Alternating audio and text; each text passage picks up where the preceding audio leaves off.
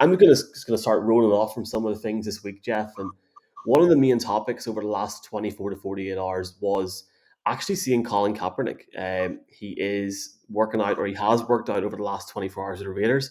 We've seen multiple people saying, I'm not sure if it was Rappaport, if it was a few people saying online that he has relatively impressed the Raiders because obviously he's rusty. He hasn't been on an NFL field for a very long time.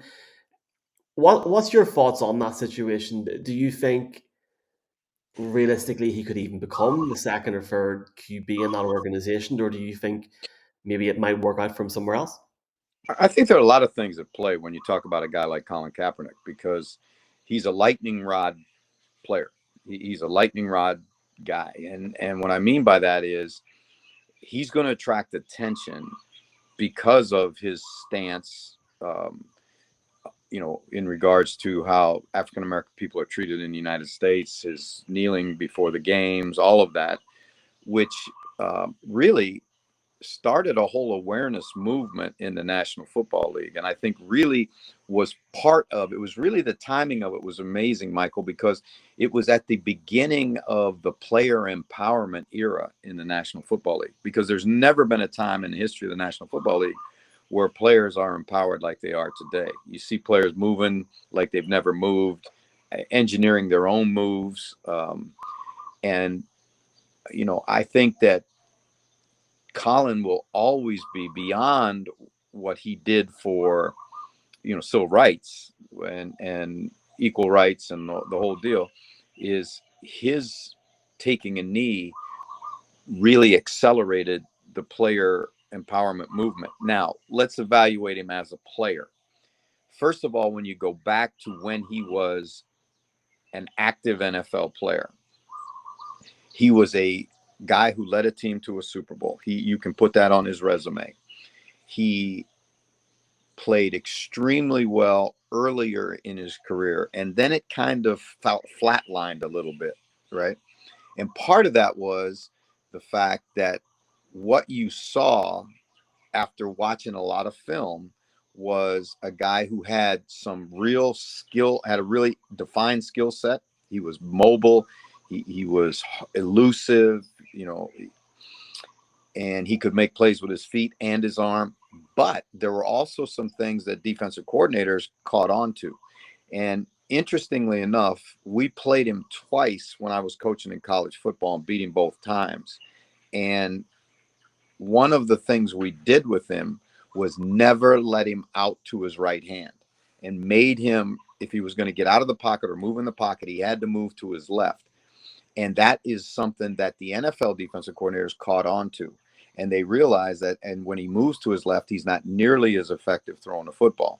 And so, one thing you find out about every player, whether it's Kyler Murray or Tom Brady, if there's something that you struggle with, you're going to get it all the time till you prove that you can handle it.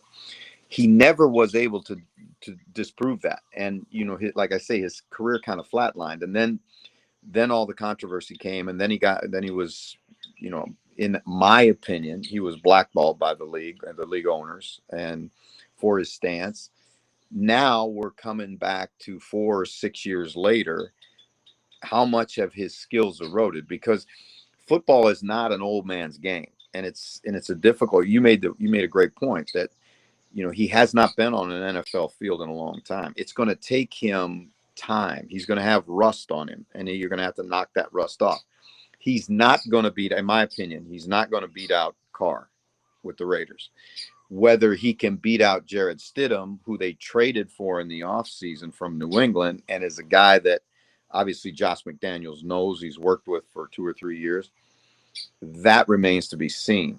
Now, what every team has got to understand is when you take Colin Kaepernick, you're also going to take on a tremendous amount of attention, and how he's going to handle that, how he's going to handle the questions that will come, how he's going to handle his teammates in the locker room. I think he would be a popular guy in Las Vegas if in fact this happens. So all of those things are things that the Raiders or any team that's going to be interested in Colin Kaepernick has to kind of wade through. Yeah, it's interesting what you're saying there about the teams. Mark Davis given his blessing as well, I think 2 years ago for the team to sign him, and the Raiders have always been at the forefront of diversity and inclusion. As someone that realistically only started watching the league around 10 or 11 years ago, he's a guy that stands out to me and a guy that I have enjoyed watching. He obviously the season that he had in 2013 when he went with a 12-4 record got to the Super Bowl. It was enjoying to watch, but yeah, you have to sort of wonder, is he going to come in and even get to that third string? I tell you what, if he did, it would make the preseason very interesting, wouldn't it? He'd be starting to watch everyone be watching the preseason going Well, crazy. But then yeah, I think, you got and Nick again, Mullins as that's one well, of Jeff. the things, like we Nick say, Mullins. you got to understand what you're getting, right? Mm. And you're going to get a tremendous, no matter who you are, no matter what organization you are, if you bring him in, you're going to have more media requests, more coverage, more. You're going to sell more jerseys. There are reasons why you would bring him in beyond the football, right? Mm. Now, what you're going to have to come to grips with is just where is he physically right now. Now, I've seen pictures of him working out and pictures of him throwing, and he looks like he's in decent shape. Now, obviously, those are small clips. You don't have him in your building. You don't have the ability to physically work him out, do all that. But now the question becomes, okay, if you slot him in as your third, Colin Kaepernick has got to be in his 30s, I would think, by now.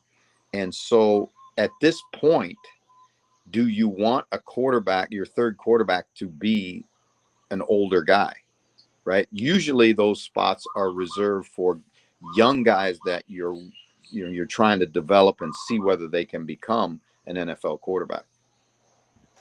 Yes, sir. And it's going to be interesting to see what happens. And it's, again, another domino in this busy NFL off season where there's something happening every week.